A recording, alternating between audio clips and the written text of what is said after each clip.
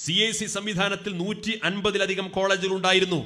ഇപ്പോൾ 54 കോളേജുകൾ മാത്രമാണുള്ളത്.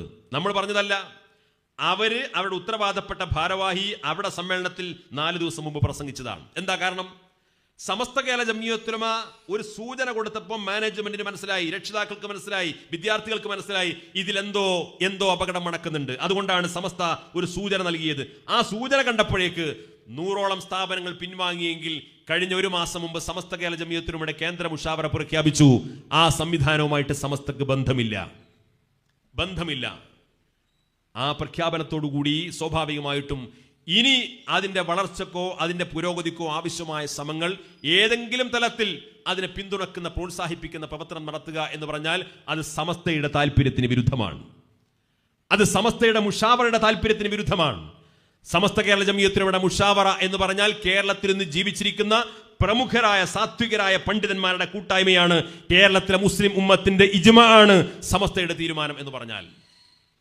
സമസ്ത ഈ 100 കൊല്ലത്തിനിടയിൽ പല തീരുമാനങ്ങൾ എടുത്തിട്ടുണ്ട്, പല പ്രഖ്യാപനങ്ങൾ നടത്തിയിട്ടുണ്ട്.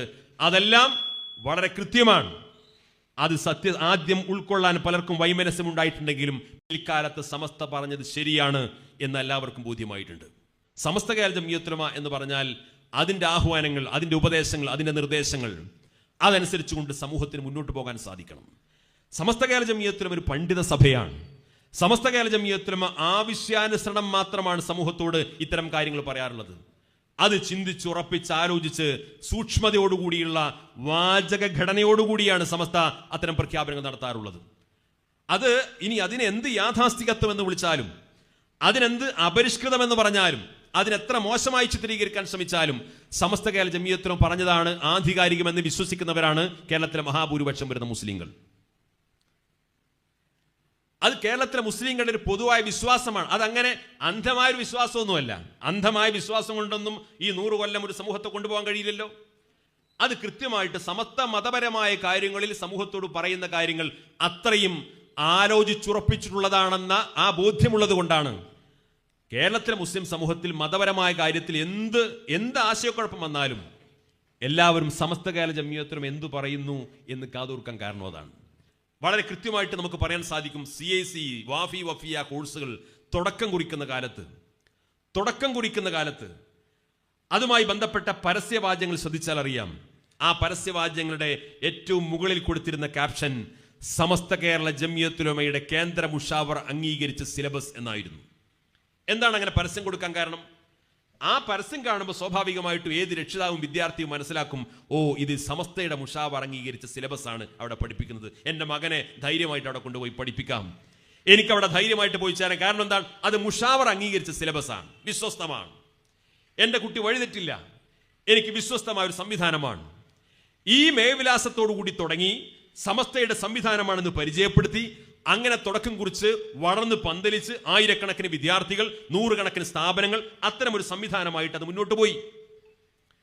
അത് സമസ്തയുടെ സംവിധാനമാണ് എന്ന വിശ്വാസത്തിന്റെ അടിസ്ഥാനത്തിൽ 100 കണക്കിന് ആളുകൾ കോടിക്കണക്കിന് രൂപ അവിടെ സംഭാവന ചെയ്തു. വലിയ വലിയ പടുകൂറ്റൻ കെട്ടിടങ്ങൾ വളർന്നു വന്നു, വലിയ വലിയ വിദ്യാഭ്യാസ സ്ഥാപനങ്ങൾ വന്നു. അത്യാവശ്യം വലിയ ഒരു സംവിധാനമായി എന്ന് വന്നപ്പോ അത് കൈകാര്യം ചെയ്തിരുന്ന ആളുകൾ, അതിന് തലപ്പത്തിരുന്ന ചില ആളുകൾ വളരെ കുതന്ത്രത്തിനോടുകൂടി അതിന്റെ ഭരണഘടന ഭേദഗതി ചെയ്തു എന്ന് മാത്രമല്ല, ആ ഭരണഘടനാ ഭേദഗതിയിലൂടെ സമസ്ത കേരള ജംഇയ്യത്തുൽ ഉലമ എന്ന് പറയുന്ന ഈ പ്രസ്ഥാനത്തിന് അവിടെ ഇടപെടാൻ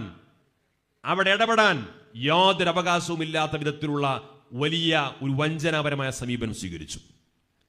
മാത്രമല്ല, അവിടെ പഠിപ്പിച്ചിരുന്ന ആളുകൾക്കിടയിലൂടെ ഞാൻ നേരത്തെ സൂചിപ്പിച്ചതുപോലെയുള്ള സമസ്ത കേരള ജംഇയ്യത്തുൽ ഉലമക്ക് ഉൾക്കൊള്ളാൻ സാധിക്കാത്ത ആശയപരമായ വൈകല്യങ്ങൾ നിറഞ്ഞ ചില ആളുകൾ അവിടെ അധ്യാപനം നടത്താൻ തുടങ്ങുന്നു. അത്തരം ചില ആശയങ്ങൾ അവിടെ പഠിപ്പിക്കുന്നതായിട്ട് ആരോപണം വരുന്നു.